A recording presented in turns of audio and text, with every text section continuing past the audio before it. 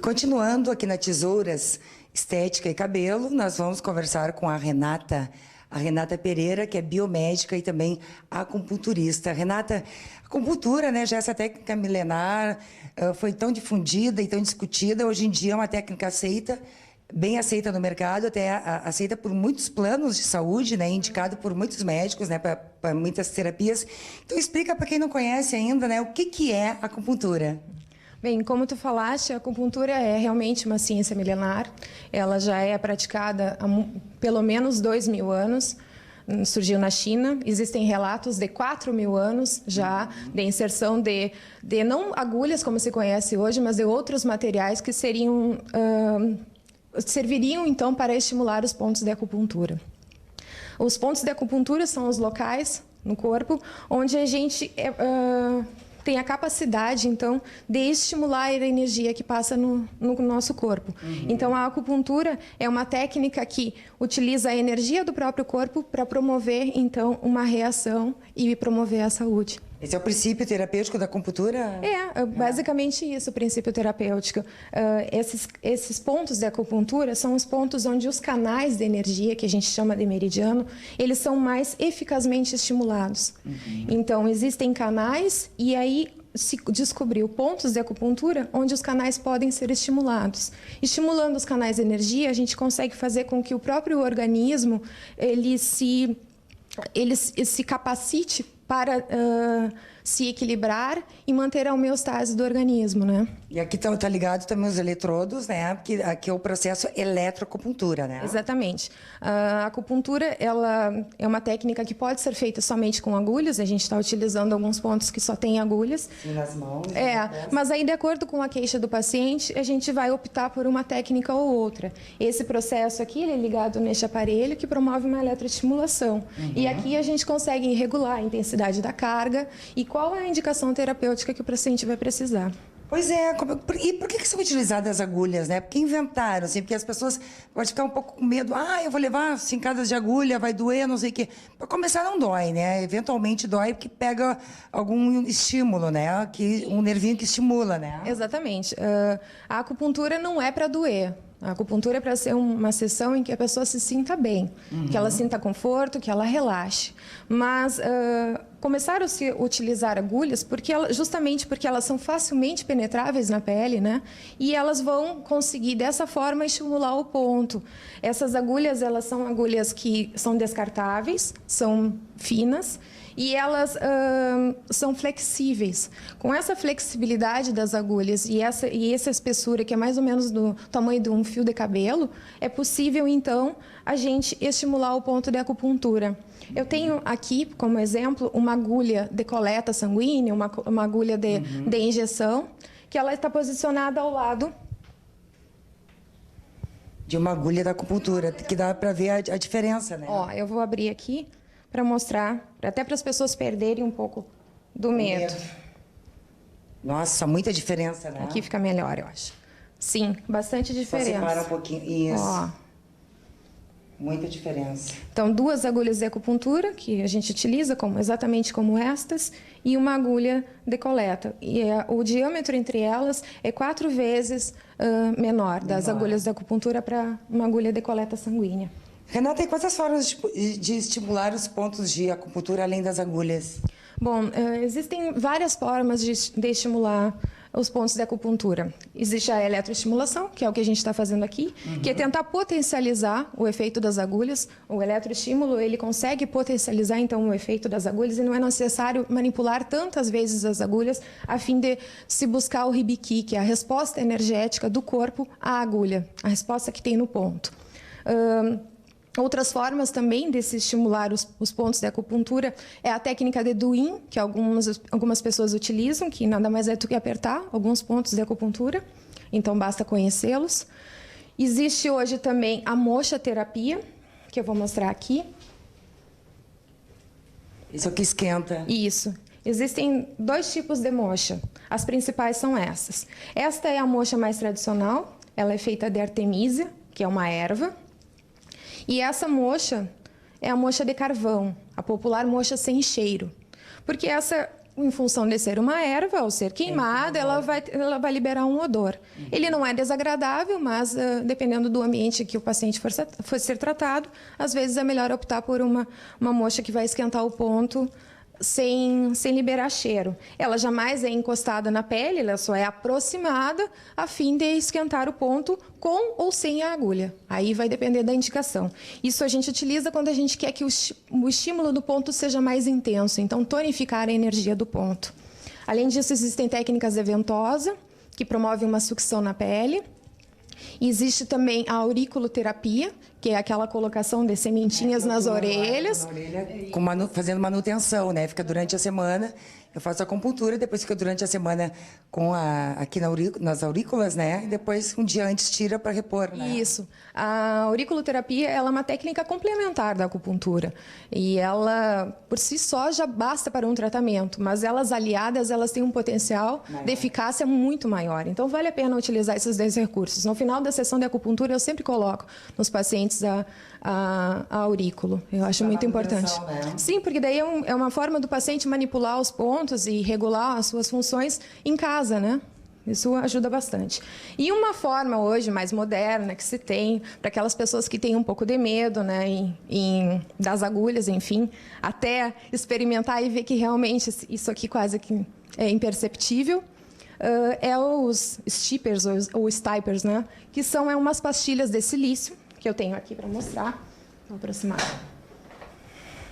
Aqui dentro nós temos pastilhas de silício.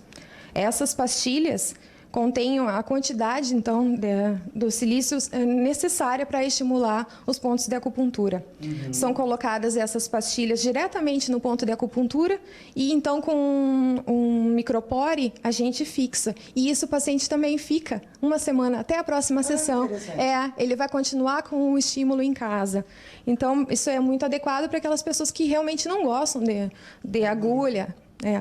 Renata, me conta os benefícios da acupuntura, né? Porque às vezes as pessoas ficam em dúvida, não sabem se vai adiantar, se não vai adiantar. Tu que é expert no assunto, és biomédica formada, acupunturista, né? Quais são os benefícios? Bom, hoje está muito em moda a questão da estética na acupuntura, né? Tem se falado muito. Na estética, a acupuntura, ela trata basicamente de processos endógenos, né? Processos de renovação do próprio corpo para tratar as queixas principais. Então, há protocolos de tratamento para gordura localizada, para estrias, para rugas, para celulite. Para problemas de varizes e varicoses, que às vezes as pessoas se incomodam em função da estética, existem protocolos que funcionam muito bem. Mas a parte terapêutica, que é o que a gente realmente está falando hoje, o campeão, né, das queixas, né, nos consultórios é a parte de dor. As pessoas realmente associam a acupuntura a um tratamento para a dor, embora esse não seja o único benefício que a acupuntura pode trazer para o paciente. E aí são dores em geral que são tratadas, né? Coluna, lombares, né? Exatamente. As queixas relacionadas à coluna, à musculatura, né? E problemas menstruais, com cólicas, que às vezes causam algum desconforto, cefaleia, enxaqueca. A gente tem bastante procura com relação... Problemas renais também, não é? Sim. Daí, com os problemas relacionados à parte fisiológica, a acupuntura, se não trata, pelo menos ela beneficia a todos eles. Então, pessoas que têm incontinência urinária, pessoas que têm dificuldade para evacuar, né? Então a constipação, pessoas que têm refluxo gástrico, azia, vômitos. A parte respiratória tem uma resposta muito boa. Pacientes com sinusite, com rinite, alergias de pele.